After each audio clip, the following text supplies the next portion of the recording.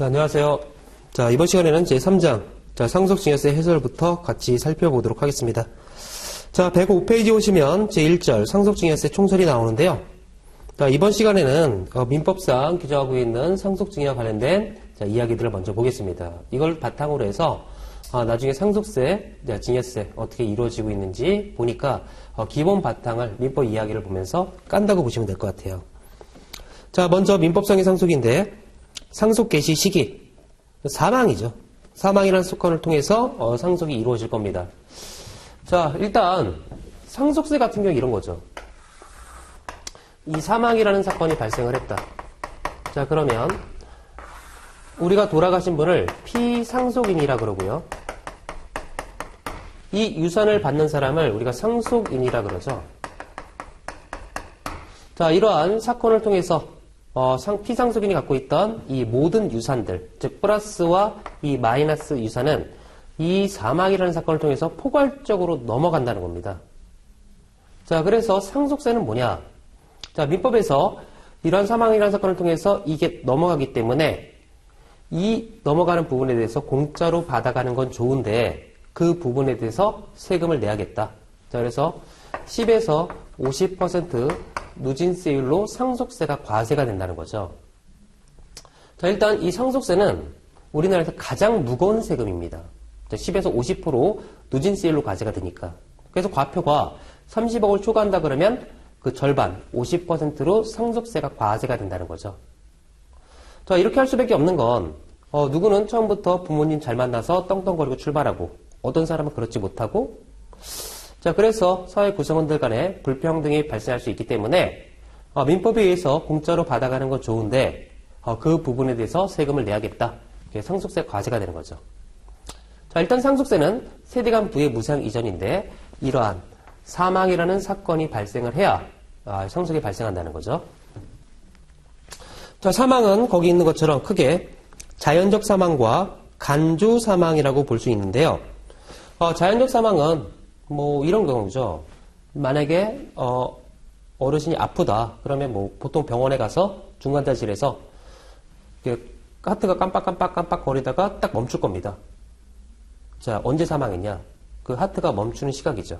그리고 침대 밑에 사망 일시 같은 게 다 적혀 있죠. 자, 그 순간 하트가 멈추는 순간 이 모든 것들이 일로 넘어가서 상속이라는 사건이 발생한다는 거죠. 그게 자연적 사망, 즉 눈에 보이는 사망이라는 거죠. 자, 밑에 간주 사망이 있는데요. 자, 이거는 눈에 보이지 않는 사망이죠. 자, 얘는 뭐냐? 사망으로 간주하는 겁니다, 지금. 자, 만약에 아버지가 집을 나갔다. 그래서 연락이 안 되더라.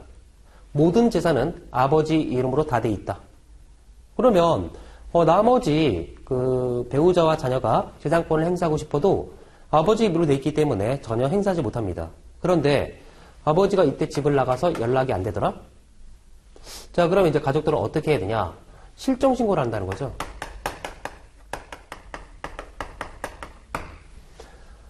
자, 연락이 안 된다. 자, 그러면 이렇게 실종신고가 들어가면 법원에서는 일정 기간 공고를 하게 되고요. 살아있다면 나타나 봐라. 뭐 이렇게 공시를 한다는 거죠. 자, 그리고 그 기간 내에 나타나지 못하면 이때 실종 선고를 떨어뜨리고 이때 사망한 걸로 무조건 보겠다는 겁니다. 그게 간주 사망, 즉 사망으로 무조건 보겠다 이렇게 되어 있는 건데 거기 보니까 실종 선고에 의하여 사망한 걸로 간주되는 경우에는 실종 선고 일자에 불구하고 실종 기간이 만료되는 시점. 자, 실종 기간이 만료되는 시점이 사망일로 보겠다는 겁니다. 즉 실종 선고 떨어졌다 이날이 사망일이다 아니고요. 민법은 자, 부재자의 존재가 마지막으로 확인되는 날로부터 5년 이상 생사가 불분명하다. 요 시점. 5년 만료가 되는 시점, 요때 사망한 겁니다. 자, 민법은 이날을 사망한 걸로 봐요. 자, 이에 비해서 세법은, 상속증여세법은 보다 명확하게 해야 되기 때문에 이때 실종 선고일. 자, 요 날을 사망일로 본다는 거. 즉, 민법과 세법이 차이가 있다는 거죠. 자, 민법은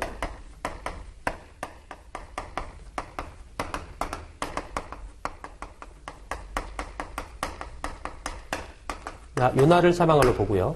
세법은 자, 실종 선고일을 사망을로 본다는 거. 자, 두 번째 상속인인데요. 상속 개시에 의해서 재산을 상속받는 것을 말한다. 자, 민법에서는 상속인의 순위를 다음과 같이 규정하고 있다. 자, 사망했다. 그러면 이 피상속인의 유산을 누가 가져갈 것이냐? 자, 이제 상속인인데요. 자, 상속인은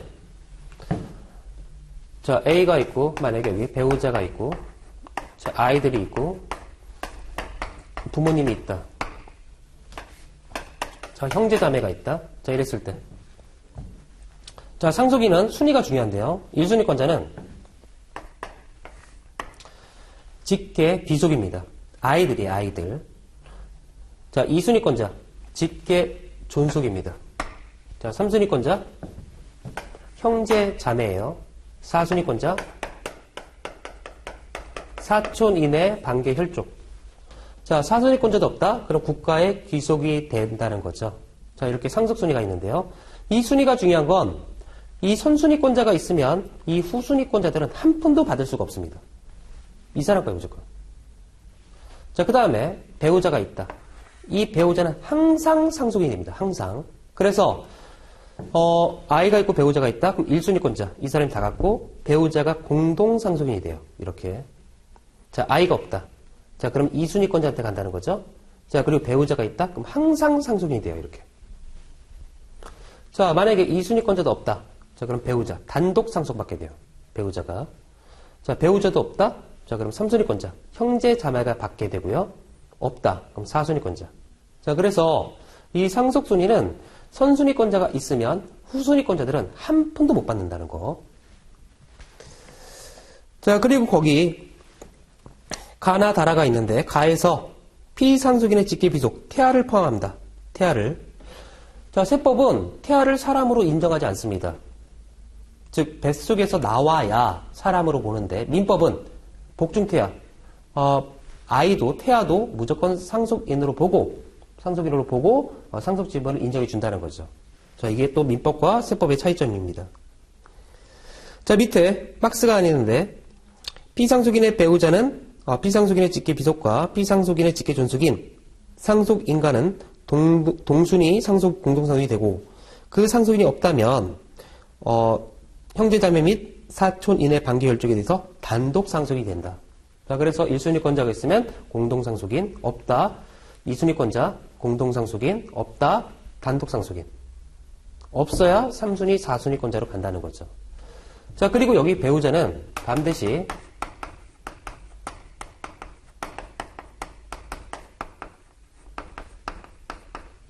법률상의 배우자를 말해요. 자, 혼인을 했는데 혼인신고를 하지 않았다. 자, 한 푼도 받을 수 없습니다. 사실혼 관계에 있다. 한 푼도 받을 수 없어요. 반드시 혼인신고를 했다. 법률상의 배우자만이 상속권을 인정받는다는 거.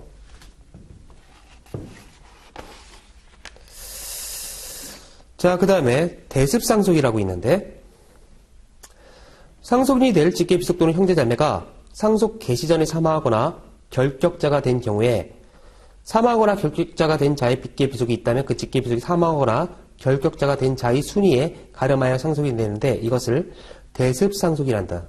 이때 사망하거나 결격자가 된 자의 배우자도 함께 동순위로 공동상속인이 되고 직계비속이었다면 단독상속이 된다. 자, 대습상속인데 이런 경우죠.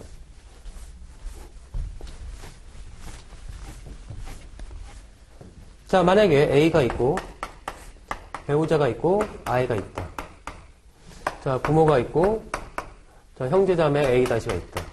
자, 그러면 이 사람이 사망했을 때 상속은 1순위권자 아이가 있기 때문에 아이가 받고 배우자가 있으면 공동상속인 이들이 상속을 받을 거예요. 자, 만약에 부모님이 계신다. 자, 이 부모님이 재산이 100억이 있는데 사망했다. 자, 그러면 누가 받냐? 1순위권자죠. 직계비속. 자, 그런데 이분이 사망하기 전에 사망했다는 거죠, 지금. 없다는 겁니다, 지금. 이 사람이. 그러면 이 100억은 이 사람이 다 가져가냐? 자, 그렇지 않고요. 이때 나온 게 대습상속이라는 거죠. 자, 이 사람의 직계 비속과 배우자가 받는다. 자, 그래서 상속 지분을 보면, 원래, 107페이지에 상속분이라고 나오는데, 상속분은 다, 모든 상속인은 다 1로 똑같습니다. 자, 먼저, A가 먼저 사망했다. 만약에, 일 때 상속 지분은 I1, 배우자 1. 그리고 상속 지분은 배우자는 0.5를 더 줍니다. 왜? 이분의 유산을 형성하는 데서 가장 크게 기여한 사람은 이 배우자이기 때문에 0.5를 더 줘요. 그래서 만약에 A의 유산이 50억이다. 이랬을 때, 배우자 몫은 50억 곱하기 I 1, 배우자 1.5, 2.5분의 1.5. 이게 배우자 몫이 되는 거죠. 자, 그 다음에 부모님이 사망했다. 자, 그러면 직계 비속이 받는데 없어요. 그때 나왔던 게 대습상속이었다는 거죠.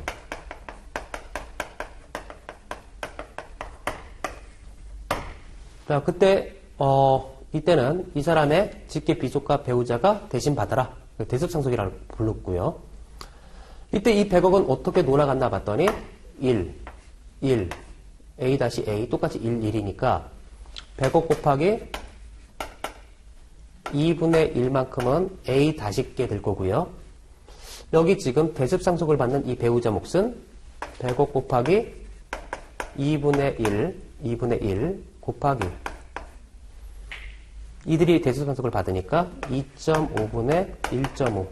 자, 이게 대습상속에 따른 배우자 상속분이 되겠죠. 자, 이렇게. 자, 상속이 될 자가 미리 사망했다 그러면 이렇게 대습상속이 발생한다는 거죠. 자, 그 다음에 밑에 유증. 유언에 의하여 유산의 전부 또는 일부를 무상으로 타인에게 주는 행위를 말하고요. 이에는 포괄적 유증과 특정적 유증으로 나뉘어진다. 그러니까 유증. 따지고 보면 유언입니다. 즉, 유증인데 유언에 의해서 전부 일부를 무상으로 주겠다. 자, 여기 재산이 있는데 유언에 의해서 이거를 주겠다. 그 유증인데 이 유증은 크게 포괄적 유증과 특정적 유증으로 갈라지는데요. 이 포괄적 유증은 뭐냐면 적극재산 및 소극재산을 포괄하는 상속세의 전부 또는 그 분수적 부분 내지 비율에 의해서 유증하는 것을 말한다.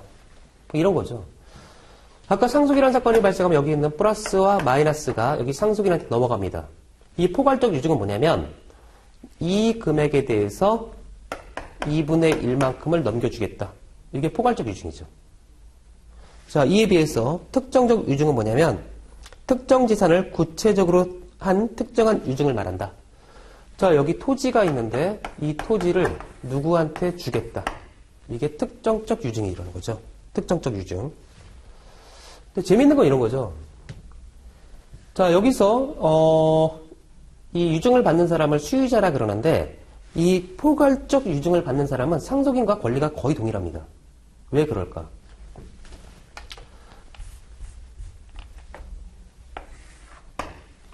만약에 이게 100이고 이게 50이라 그러면 뭐 포괄적 유증을 받는다? 이거에 2분의 1을 줄게. 뭐 좋은 거죠. 근데 만약에 이러면 어떻게 돼요? 이렇게 되는데 이거의 절반을 주겠다. 그러면 자, 마이너스 50억에 대해서 네트로 마이너스 50억에 대해서 마이너스 25를 준다는 거죠, 지금. 자, 그래서 가만히 생각해 보면 이 포괄적 유증을 받는 수유자는 상속인과 똑같은 권리 의무를 취득하게 돼요, 따지고 보면. 그리고 포괄적 유증을 받는 경우에는 어떠한 경우에는 엄청난 손해를 볼 수도 있다는 겁니다, 지금. 자, 이에 비해서 특정적 유증은 손해를 볼 일이 없죠. 여기 있는 특정 자산을 주는 거니까. 자, 그런 차이점이 있고, 그래서 포괄적 유증은 지분으로 주는 거고, 그 다음에 특정적 유증은 특정 재산을 준다. 자, 민법이 정하는 유언의 방식은 자필증서 녹음, 공정증서, 비밀증서, 구수증서 이 5가지 방법이 있다. 자, 유언의 방법이죠. 자필증서 유언은 이렇게 쓰는 거죠. 이렇게 누구누구한테 어떻게 하겠다. 그 다음에 녹음 방식의 유언은 녹음기 기계의 실서를 이용해서 녹음하는 방법을 말하고요. 공정증서 유언은 공증사무실에 가서 작성하는 거죠. 보다 안전하겠죠. 자, 비밀증서 유언은 유언이 있다는 사실을 알려주는데 그 내용은 보여주지 않는 거예요. 그게 비밀증서 유언이죠. 자, 그 다음에 구수증서 유언은 아주 긴박한 상황에서 발생하는 건데 어떤 교통사고가 발생했다. 앰뷸런스를 타고 병원으로 달려가고 있다. 그 앰뷸런스 안에서 이렇게 옆에 있는 보호하시는 분들, 그분들 앞에서 내가 구수하면서 유언을 하는 걸 말하죠. 그게 구수증서 유언입니다. 자, 긴박한 상황에서 쓸 수 있는 방법.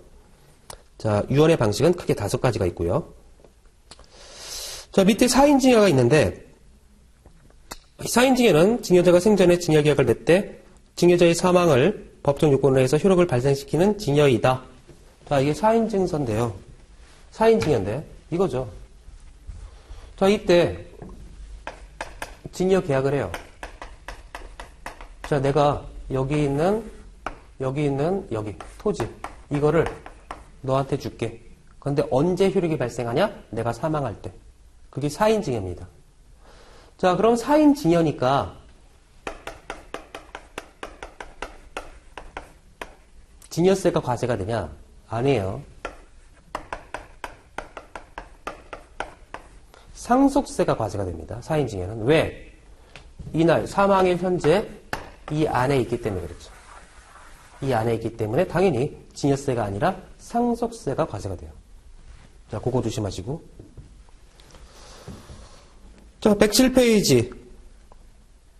상속의 효력과 상속재산, 상속의 일반적 효력. 상속인은 상속이 개시될 때 피상속인의 재산에 관한 권리 의무를 포괄적으로 승계합니다. 다만 일신에 전속하는 것은 상속하지 않는다. 뭐 당연한 거고.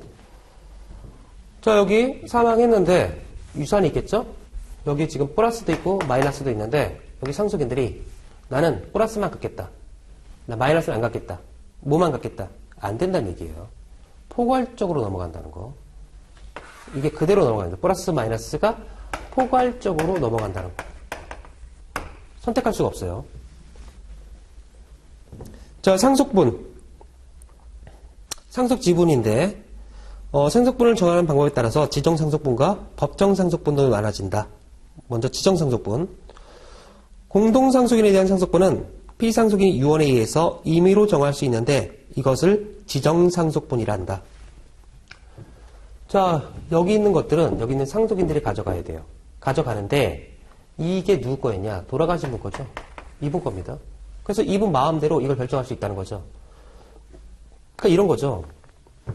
유언장에 의해서 여기 지금 I가 A, B, C가 있는데 자, 여기 있는 전 재산 얘한테 다 줄게. 이렇게 할 수 있다는 거죠. 자, 그게 지정상속이죠. 자, 사적자치원칙상 이 유산은 다 이분 거였기 때문에 이분 마음대로 결정할 수 있다는 거죠. 자, 그래서 지정상속이 우선한다는 얘기예요, 지금. 자, 밑에 법정상속. 상속인 여러 명인 경우에 피상속인이 상속분을 지정하지 아니한 경우에는 민법이 정한 방법에 따라 결정하는데 이것을 법정상속분이라 한다. 법정상속분은 상속인 간에 균등하다. 즉 장남인지 출가했는지 다 필요 없다. 무조건 균등하다. 다만 배우자의 경우에는 0.5화를 더 가산하더라. 자, 여기 지금 피상속인이 있고 배우자가 있고 I가 A, B, C가 있다. 자, 그러면 이렇게 유언장을 남기지 않았다. 유언을 하지 않았다. 자, 그럼 법정상속대로 갔는데 이때 상속집은 다 똑같다는 얘기예요. 1, 1, 1. 배우자도 1. 왜? 1순위권자, 공동상속인. 그런데 배우자는 유산을 형성하는 데 있어서 가장 크게 기여했기 때문에 0.5화를 더 준다 그랬습니다. 자, 그래서 만약에 이 사람이 사망하면서 유산을 30억을 남겼다. 자, 그러면 곱하기 배우자 몫은 1, 1, 1, 1.5. 4.5분의 1.5. 이게 배우자 몫이 될 거고 각각의 자녀는 4.5분의 1씩 상속분이 발생한다는 거죠. 자, 그 다음에 유류분제도. 피상속인이 지정상속을 통해서 재산을 상속인 외의자에게 전 재산을 유증한다 하더라도 상속 재산의 일정 비율까지는 상속인에게 승계하도록 하는 제도를 말한다. 자, 이런 거죠. 만약에 여기 지금 자, 피상속인이 있는데 여기 지금 이 자녀가 있었어요. A가. 자, 이 사람은 지금까지 이걸 믿고 살았습니다. 자, 그런데 아버지 돌아가시고 나서 보니까 자, 유언장이 나왔다는 거죠. 유언장에는 이렇게 써 있어요. 자, 이분이 아프셔가지고 어떤 종합병원에 있었는데 나의 모든 재산을 여기 있는 종합병원에 유증한다. 자, 그런 유언장이 나왔다. 아까도 얘기했지만 사적 자치의 원칙상 이 유산을 처분할 수 있는 권리는 이 사람한테 있는 거죠. 돌아가신 분한테. 이 사람 거였으니까. 자, 그런데 이분이 돌아가시면서 모든 재산을 여기다 주겠다. 자, 그러면 A는 어떻게 해요? 지금까지 이거 믿고 살았는데 살 길이 막막하다는 거죠. 자, 그래서 상속인의 최소한의 생활을 보장해주기 위해서 유류분 제도가 있는 거죠. 즉, 이 사람이 받아야 될 법정 상속 지분의 일정 부분만큼 무조건 받아야겠다. 자, 그게 유류분 제도고요. 일단은 이 유산은 유언장에 의해서 이 종합병원한테 넘어갑니다. 일단은 유언장에 의해서. 고인의 뜻이 최우선하니까 일단 넘어가요. 자, 그런데 A는 살 길이 막막하다? 그래서 유류분이라는 걸 청구할 수 있습니다. 그래서 상속 개시가 있은 것을 안 날로부터 1년 내, 그 다음에 상속 개시로부터 10년 내, 이 A는 유류분을 청구할 수 있어요. 누구한테? 이 종합병원에. 자, 그래서 유류분만큼은 무조건 받아갈 수 있다. 왜? A의 최소한의 생활을 보장해주기 위한 거죠. 107페이지 밑에서 6번째 줄. 이러한 유류분을 가지는 사람은 피상속인의 직계 비속, 배우자, 직계 존속 및 형제자매다.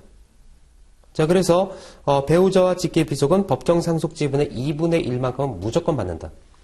그 다음에 직계 존속과 형제자매는 법정 상속분의 3분의 1만큼을 무조건 받는다. 자, 그래서 절반만큼은 무조건 받을 수 있도록 돼 있다는 거죠. 자, 그런데 우리 아까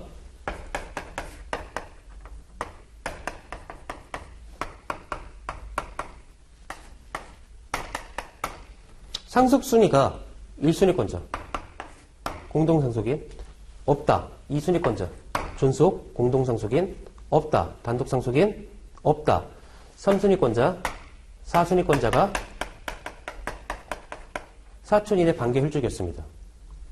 자, 근데 가만히 보니까 자, 이 사람들. 이 사람은 어떻게 돼요? 유류분이 없죠. 유류분이 있는 사람은 1순위권자, 2순위권자, 3순위권자 배우자였습니다. 자, 그래서 사촌 이내 반계 혈족은 유류분이 없다는 거.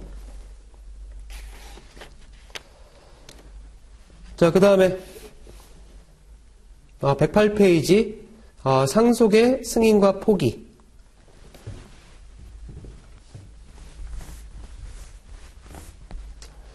자, 여기 사망이라는 사건이 발생해서 유산이 있다. 그럼 여기 있는 플러스 마이너스 재산은 상속인한테 그대로 사망이라는 사건을 통해서 넘어간다는 거죠. 자, 이렇게 넘어가는 것을 우리가 단순 승인이라 그래요. 즉, 가만히 있으면 그냥 저절로 넘어가는 겁니다, 지금. 자, 그런데 이러면 어떻게 돼요? 이 플러스 재산이 100인데 마이너스 재산이 150이에요. 그러면 이 상속인들은 뭐 상속받는 건 좋은데 평생 이 50을 갚아야 된다는 거죠, 지금 빚을. 자, 이러한 상속제도를 통해서 상속인들에게 불합리한 일이 발생할 수 있다는 겁니다, 지금. 자, 그래서 자, 아무리 민법의 상속제도가 사망이라는 사건을 통해서 포괄적으로 넘어간다 하더라도 상속인들을 보호해주기 위한 제도를 두어야겠다. 그에 나왔던 게 상속 포기죠. 자, 그래서 가정법원에다가 3달래 나는 아무것도 받지 않겠다. 자, 이렇게 상속 포기 신청을 해버리면 이것들을 한 푼도 받지 않는다는 겁니다. 만약에 이렇게 됐다 그러면 당연히 받아야겠죠. 당연히 받는데 이렇게 됐다 그러면 누가 받겠어요, 이거? 말도 안 되는 거죠. 자, 이렇게 해서 단순 승인, 상속 포기 이런 게 있고요. 그런데 중간에 이런 게 있어요.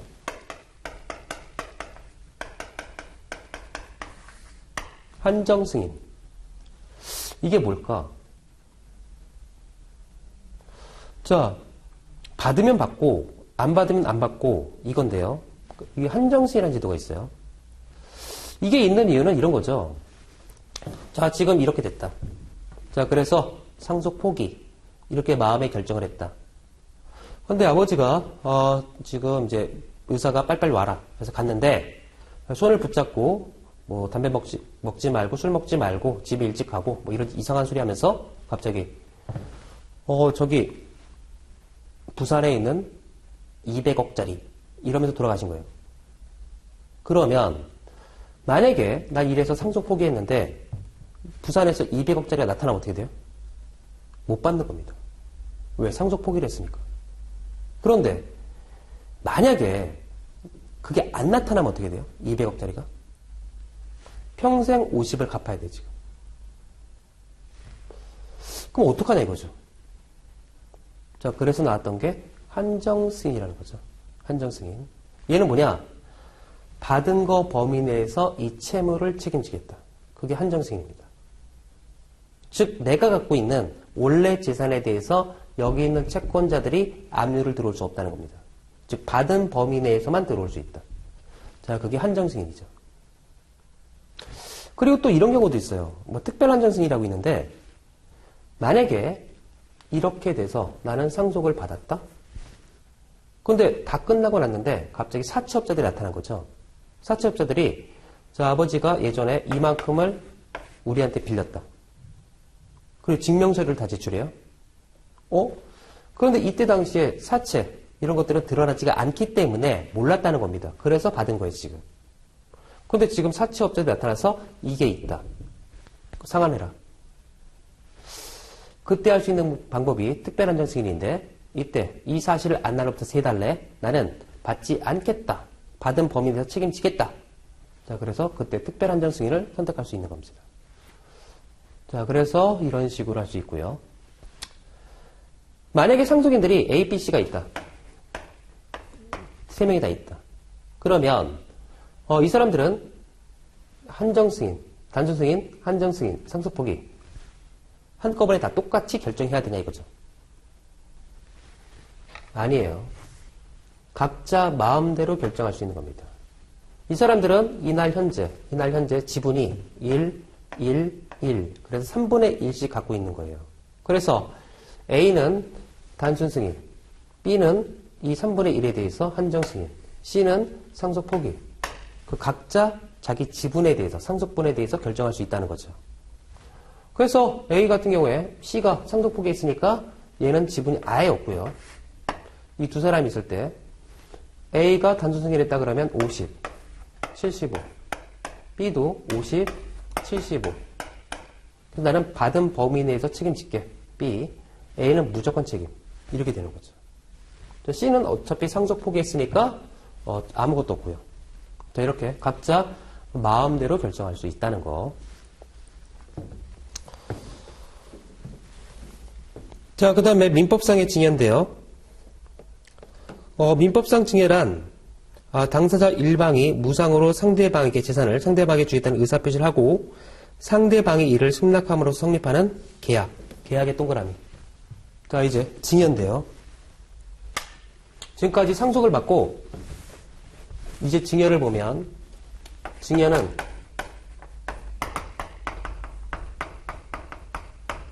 계약이라는 거죠. 아까 상속은 뭐였어요? 상속은 사망이라는 사건이 발생하면 그냥 넘어가는 겁니다. 내 의사와 상관없이. 그렇지만 징여는 뭐예요? 계약이라는 거죠. 내가 이거 줄 테니까 너 가질래? 가질게. 이래야 징여 계약이 성립한다는 거죠. 자, 징여는 계약이었습니다. 그리고 징여의 성질은 무상계약이죠. 무상.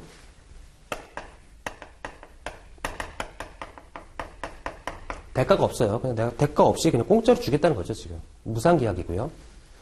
자, 그 다음에 낙성계약이죠. 이 목적물의 인도 없이 의사만으로서 계약이 성립하는 거죠.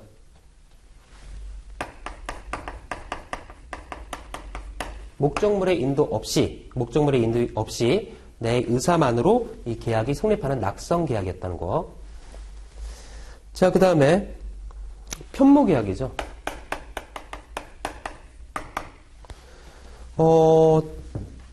당사자 일방이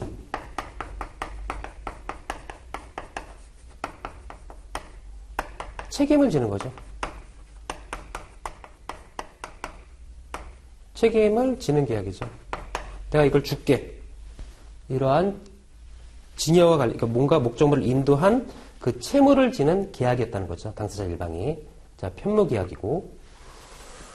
자, 그 다음에 불요식 계약이죠.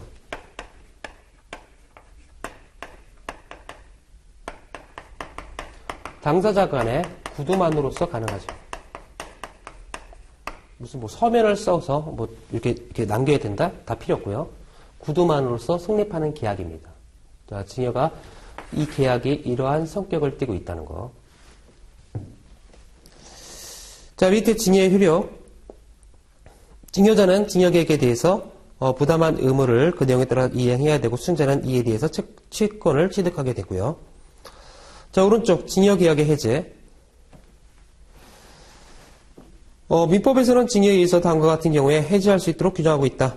첫째, 증여의 의사가 서면으로 표시되지 아니한 경우에는 각 당사자는 이를 해지할 수 있다. 내가 주기로 했는데 그날을 생각해보니까 아닌 것 같아요. 그러면 서면으로 작성하지 않았다 그러면 그걸 해지할 수 있다는 거고, 수증자가 증여자 또는 그 배우자나 직계 혈족에 대한 범죄 행위가 있는 경우와 증여자에 대해서 부양 의무가 있는 경우 이를 이행하지 아니한 경우 그 증여자는 그 증여를 해지할 수 있습니다. 뭐 당연한 거죠. 뭐 범죄가 있는 경우, 그 다음에 뭐 원래 부양 의무가 있어 이거를 주면 나를 죽을 때까지 부양해라 했는데 그 의무를 이행하지 않는다. 자, 그러면 해지할 수 있고요. 셋째, 증여계약 후에 증여자의 재산 상태가 현저히 변경되고 그 이행으로 인해서 생계에 중대한 영향을 미칠 경우에는 자, 해지할 수 있다. 뭐 상식적으로 당연한 이야기였습니다. 자, 그 다음에 밑에 특수한 증여가 있는데, 자, 부담부 증여, 정기 증여, 사인 증여가 있는데, 자, 먼저 정기 증여는 정기의 급여를 목적으로 한 증여를 말한다. 즉 매달 뭐 200만 원씩 줄게. 자, 매달 정해진 이 금액만큼 줄게. 내가 뭐 이런 거죠. 내가 이거를 줄 테니 너는 나한테 매달 얼마씩 줘라. 뭐 이런 거. 부동산을 줄 테니 매달 나한테 생활비를 얼마씩 줘라. 자, 정기 증여. 자, 사인 증여는 아까 봤던 거죠. 자, 생전에 증여계약을 맺되 그 효력은 사후에 사망이라는 사건을 통해서 발생하는 거. 자, 그게 사인 증여였고요. 자, 마지막으로 부담부 증여가 있는데, 아마 이 부담부 증여는 우리 증여세법 공부하면 그때 아마 자세히 보게 될 거예요. 간단히 보면 이런 거죠. 여기 지금 어떤 부동산이 있다. 자, 이게 10억짜리다. 자, 여기 대출금이 있다.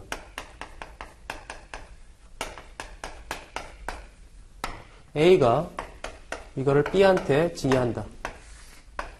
자, 이게 부담부 증여라는 거죠. 말 그대로예요. 부담이 있는 증여. 그래서 부담부 증여예요. 그래서 A가 B한테 이러한 부동산을 넘긴다 그러면 이 상가, 이 10억짜리 부동산이 넘어가면서 이 부담, 이 대출금 4억도 얘가 떠안는 거죠. 자, 그래서 부담부 증여예요.